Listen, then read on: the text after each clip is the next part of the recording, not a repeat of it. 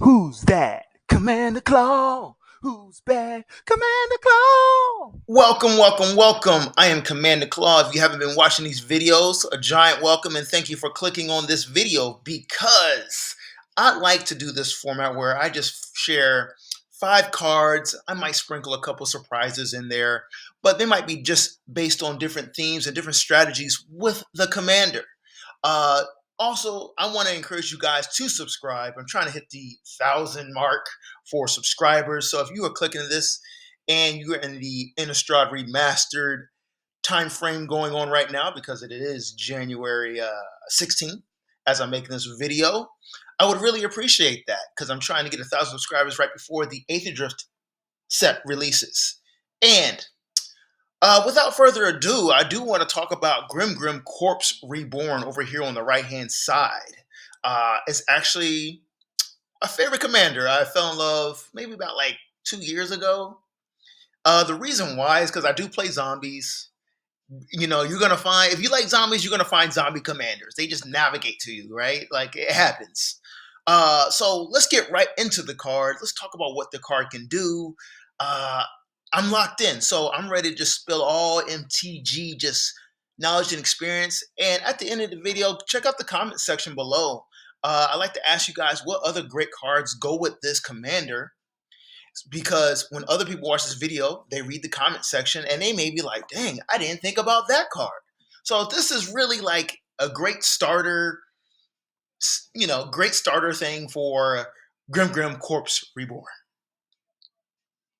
Okay, so Grimgrin Corpse-Reborn for 5 mana, 3 blue and a black, Dimir commander, on a 5/5 body, legendary creature, zombie warrior. Okay, Grimgrin enters tapped and doesn't untap during your untap step. That is interesting. Sounds paralyzing. Okay, he says sacrifice another creature, untap Grimgrin, and put a +1/+1 counter on it. Okay, he's a sack outlet. We like that. He gets stronger, putting +1/+1 counters. Already, you're probably thinking about some looping mechanics. Yeah. He does go infinite.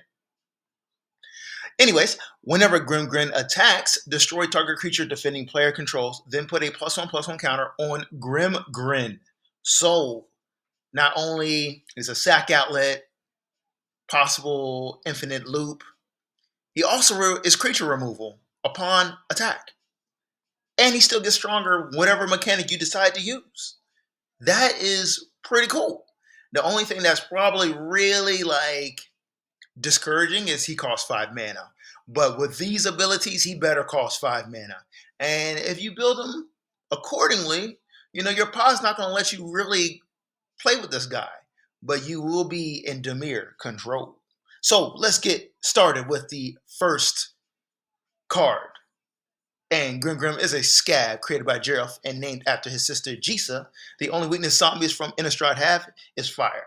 I had to read that little top note above the video of myself. So let's go.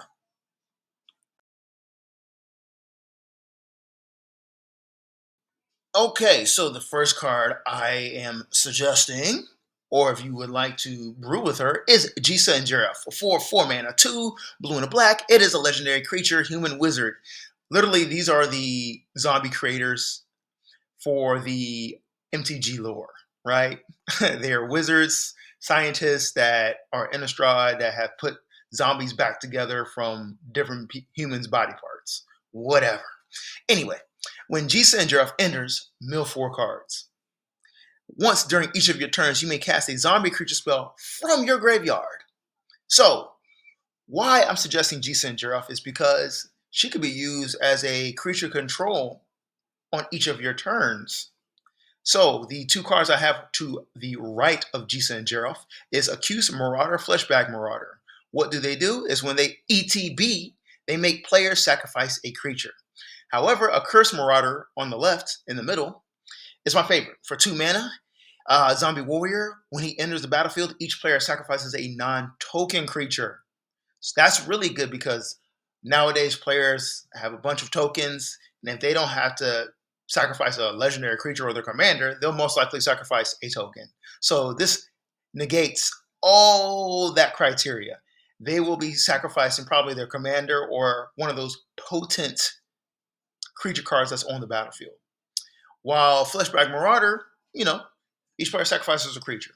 But what's going to happen is when you cast them, if you have a way, actually, when you cast a Curse Marauder and you have Gisa and Geralf on the battlefield, you can literally sack them when they ETB, making your opponents sacrifice creatures, right?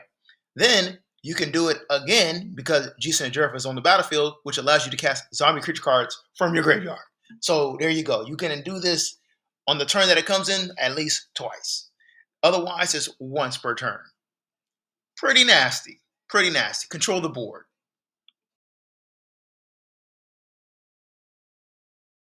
Okay, the second card I have is Strionic Resonator. For 2 mana, it's an artifact. You tap 2 and tap it. Copy target triggered ability you control. You may choose new targets for the copy. It says a triggered ability uses the words when, whenever, or at. Okay, so what we would use this Strionic Resonator for to copy the triggered ability of whenever Grimgrin attacks, destroying target creature defending player controls, then put a +1/+1 counter on Grimgrin. Obviously, if you do this additional time, you're destroying 2 creatures and putting a total of +2/+2 on Grimgrin. That's not bad. Just for an extra 2 mana, you get to do an additional trigger. Yes. Because if you have been playing Magic by now, your opponents has the battlefield littered with creatures that are just potent, powerful, and you got to be able to remove them. This is going to be one reason why Grimgrin is a powerful commander, because he's creature removal. Straight up. Dimir is creature removal. So having this monster of a zombie warrior on the battlefield and your opponents know that you have to attack and you can just destroy any of their creatures, they will be hesitant to put creatures out on the battlefield. At least the good ones. Those chump blockers, they will be out there. But like your Vorinclex, your Urabrask, your Butcher Malachur, them crazy powerful creatures that just do crazy things, your opponents will not risk putting them on the battlefield when Grimgrin is on the battlefield. Promise you. So another favorite card of mine, it is Gary. If you don't know his nickname is Gary, Grey Merchant of Asphodel. For 5 mana, 3 and 2 black, it's a zombie. When it enters the battlefield, each opponent loses X life for X your devotion to black. You gain life equal to the life lost this way. Each black symbol in the mana cost of permanents you control counts towards your devotion to black. My favorite card for devotion paired with this is Underworld Dreams, because it costs 3 black, right? So if you have that and Gary, that is a total of 5 devotion on the battlefield and making your opponents lose a total of 15 life if you have 3 opponents. Yeah. And you gain a total of 15 life and your opponents lose 5 each. Correct me. So this is just another zombie staple, but it's a finisher. It's literally a finisher. Then if you have Gisa and Geralf, you can recast the zombie and drain more life. Duh. That's like, let's win here. These are just win situations that you could put onto the battlefield.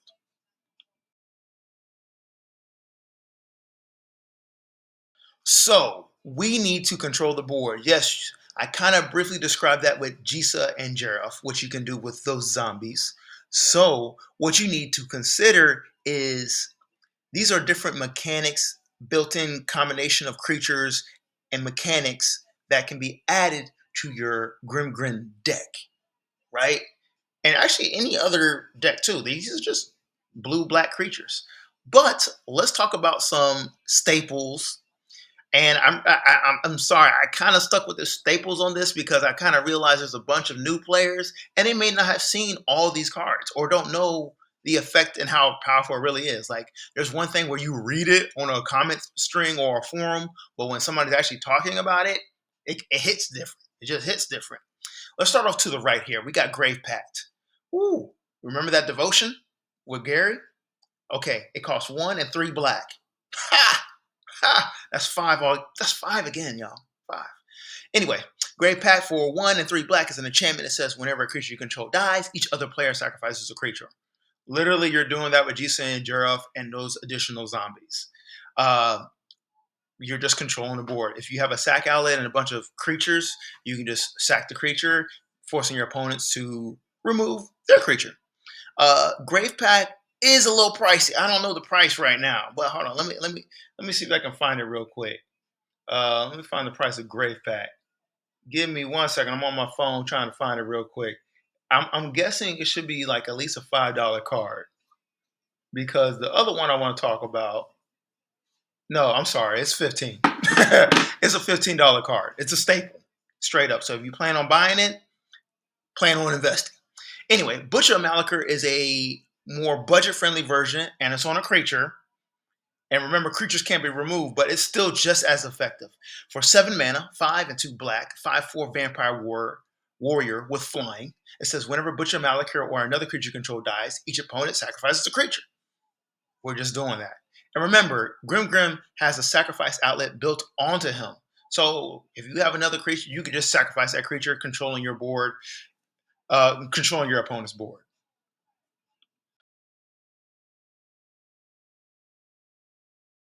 So let me tell you, this is my favorite card. Top 5 favorite black cards, just out of nostalgia, because I've been playing Magic for a very long time, and I got the original version with the funny zombie face in the hand. Okay, Necromancy for 3 is an enchantment that says you may cast Necromancy as though it had flash. If you cast it anytime a sorcery could not have been cast, the control of the permanent it becomes sacrifices it at the beginning of the next cleanup step. Okay, so this card possibly has flash. When Necromancy enters the battlefield, if it's on the battlefield, it becomes an aura with enchant creature put onto the battlefield with Necromancy. Put target creature card from a graveyard onto the battlefield under your control and attach Necromancy to it. When Necromancy leaves the battlefield, that creature's controller sacrifices it. Okay, I feel like that is a lot. That is a lot. So let me break this down real quick for you. For 3 mana, you have 2 options. The first option, you can cast it at sorcery speed and pull a creature from any graveyard and put it on your side of the battlefield as an aura enchantment.